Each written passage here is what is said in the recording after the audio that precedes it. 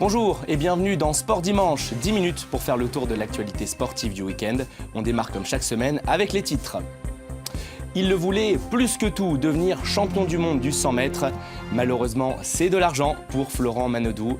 Le Français a été devancé en finale par le Brésilien César Cielo à Doha. 6 centièmes d'écart au final entre les deux rivaux du sprint mondial. Les relayeuses françaises, elles, n'ont pu faire mieux qu'une 5e place lors de ces championnats du monde en petit bassin.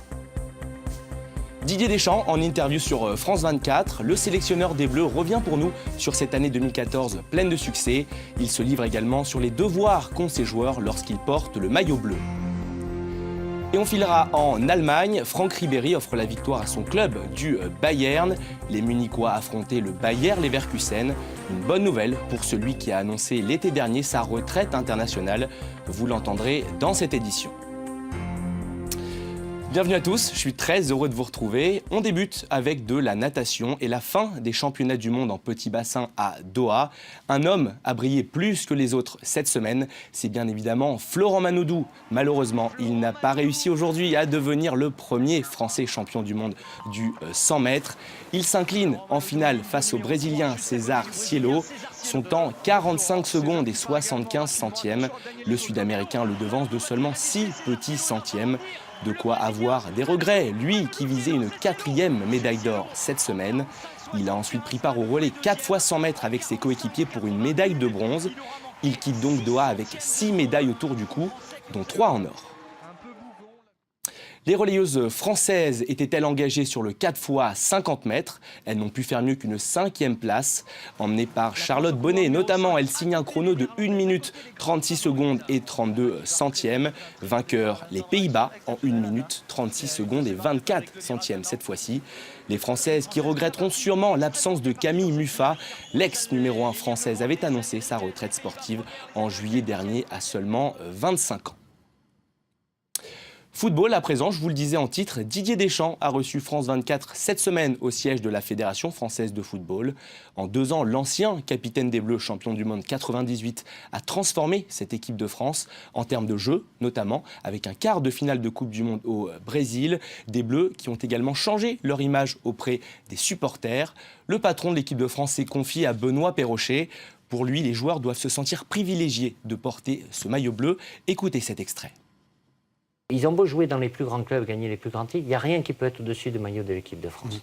Et à chaque fois qu'ils viennent porter ce maillot-là, que ce soit la première, la 10e, la 50e, la 100e, ça doit être un honneur et un privilège. Et ça doit être au-dessus de tout, ce maillot. Au-dessus de tout. Et ils ont des devoirs. Des devoirs dans l'implication dans la vie. Ils ne vont pas toujours être bons, pas toujours faire de bons matchs. Et à côté de ça, ce sont aussi des privilégiés. Ils ont la possibilité de pouvoir faire plaisir, de donner du plaisir, de faire une photo, de faire un autographe à un enfant, un papa, une maman, un papy, une mamie. Voilà. Donc ils seront jamais suffisamment disponibles. Mais qu'il y ait cette proximité-là, quand on peut, voilà, d'avoir... C'est pas facile quand même, quand on est un jeune joueur, de pas céder aux sirènes, de la popularité des médias. Après, il y a l'aspect médiatique. Après, voilà, il y en a certains qui sont plus... démonstratifs, d'autres qui sont plus réservés. Ils ont leur espace de liberté. Après, quand ils portent ce maillot, quand ils sont en stage avec l'équipe de France, ils ont des devoirs.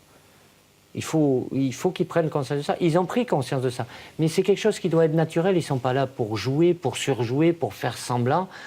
C'est redonner aux gens ce que les gens attendent de cette équipe de France. Et quand ils viennent nous soutenir, quand ils viennent au stade et quand ils sont derrière la télé, des gens, ils attendent de quoi? De vivre des émotions, de vibrer. Après, évidemment qu'on va faire en sorte de gagner le plus de matchs possible, tous les matchs, mais ça ne sera pas possible. Mais que de par leur attitude sur le terrain, voilà, que cette envie, cette détermination, cette flamme qui s'est allumée contre l'Ukraine, ben à chaque match, ils sont là. Même si c'est des matchs amicaux, que ce n'est pas des matchs de prestige, mais on a ce devoir-là. Didier Deschamps donc sur France 24. On passe tout de suite à la Ligue 1. Il reste un seul match à disputer dans cette 17e journée. Ce sera ce soir au stade Vélodrome. Marseille qui accueille Metz. L'objectif pour l'OM, évidemment, reprendre la tête du championnat au PSG. Vous le savez, cette année, c'est Marcelo Bielsa qui est aux commandes. L'Argentin, surnommé El Loco, le fou, demande beaucoup à ses joueurs, notamment sur le plan physique. Cette semaine, il s'est dit très satisfait de Florian Thauvin. L'ailier Phocéen s'est exprimé sur les nouvelles exigences de son coach. On va l'écouter. C'est un entraîneur qui nous demande de courir énormément. On peut voir que je fais beaucoup d'efforts. J'avais pas l'habitude de défendre autant, de faire autant de kilomètres sur le terrain. Et cette année, je cours énormément. Et je trouve que c'est bien de travailler sur ce point-là, de progresser sur ça. Aujourd'hui, le football demande un gros volume de jeu et je trouve que je suis en train de progresser énormément sur ce domaine. Hier, ce sont les Parisiens qui sont imposés au Parc des Princes face à Nantes. Les Canaris avaient pourtant ouvert la marque sur une superbe frappe de Bedoya en pleine lucarne. Mais le PSG peut compter sur une star parmi tant d'autres, Zlatan Ibrahimovic. Un doublé pour le Suédois dont un coup franc magnifique en deuxième période. A noter que le PSG est désormais le seul club des 5 grands championnats européens à être invaincu. Saint-Etienne poursuit sa très belle saison avec une 3e victoire de rang. Rennes a explosé à domicile face à Montpellier. Lyon gagne à Évian grâce notamment à un doublé de Alexandre Lacazette en fin de match. Les Lyonnais qui remontent sur le podium de la L1. Lacazette prend lui seul la tête du classement des buteurs avec 13 réalisations. Direction l'Allemagne, je vous le disais en titre, on jouait la 14e journée de Bundesliga et un duel de qualifiés pour les 8e de finale de la Ligue des Champions ce week-end. Le Bayern Munich recevait le Bayer Leverkusen et les Munichois se sont imposés 1-0. Une réalisation de Franck Ribéry, lui qui a connu, vous le savez, un début de saison délicat avec son club après l'annonce de sa retraite internationale. Les hommes de Pep Guardiola règnent toujours en maître sur le championnat allemand. Ils possèdent désormais 7 points d'avance sur leur dauphin Wolfsburg, également victorieux ce week-end. Le Français s'est exprimé à l'issue de la rencontre. Je vous propose de l'écouter. C'est bien que cela se passe comme ça. C'était important de gagner ce match. Leverkusen est une bonne équipe, ce n'était pas facile. C'est dommage qu'on n'ait pas mis ce deuxième but en seconde période, mais nous avons les 3 points et c'est le plus important.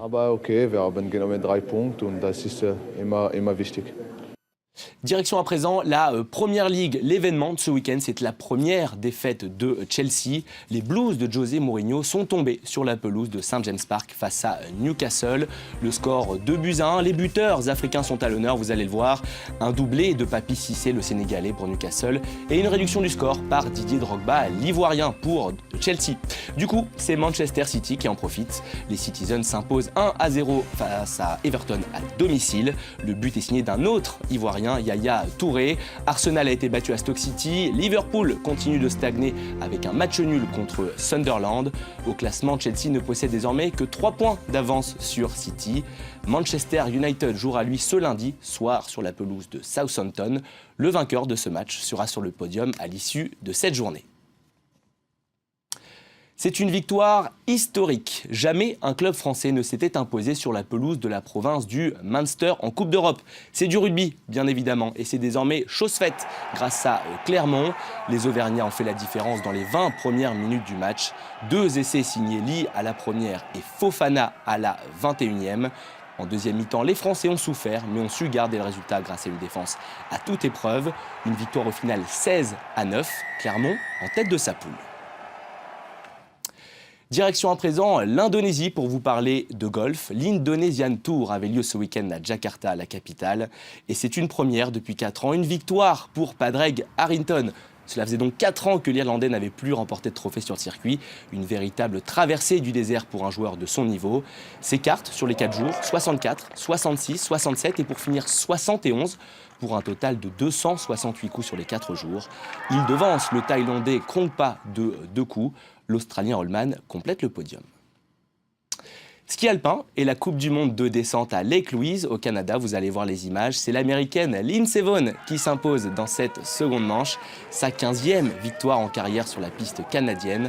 La championne olympique de la discipline en 2010 est de retour après une énième blessure au genou. Vous savez qu'en ski, évidemment, les blessures au genou sont très fréquentes.